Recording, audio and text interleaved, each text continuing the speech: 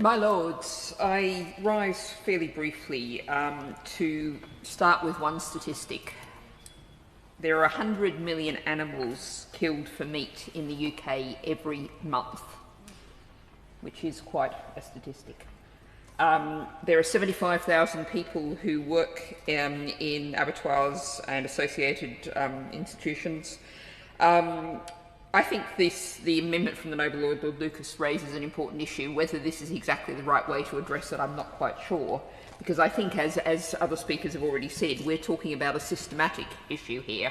Now, I often speak about our broken food system, and I see as at the heart of that broken food system the factory farming, the giant, particularly chicken and pig institutions, which are associated with giant abattoirs, logically enough.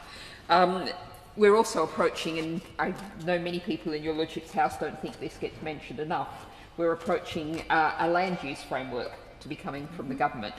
And if we think about land use and abattoirs, this all needs to fit together in a systemic kind of way, whatever kind of model you think should apply, and I obviously have views on that.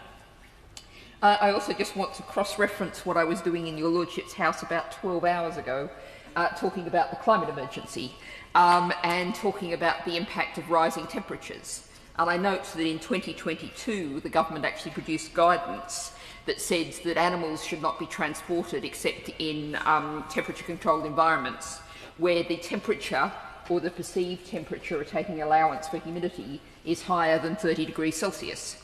Now, that might be something that historically has not been much of an issue in the UK, but it is only going to continue and be a larger issue if you're moving animals, and of course the longer distance, the more you mean you're not able to do it in the cool hours of the day. I think we do need a much more localised food system, and that means we want to have small independent farmers, we want to have small independent abattoirs. And the figures, 5 small abattoirs closed just in 2024, down to 49 from 64 in 2019. There is a real issue here, but it's an issue that has to be looked at systemically in the round, not just as abattoirs on its own, but we do have a huge animal welfare issue here. And just one final thought, we also need to think about workforce. I found some statistics suggested the average age of a slaughterer is 63. Oh, wow.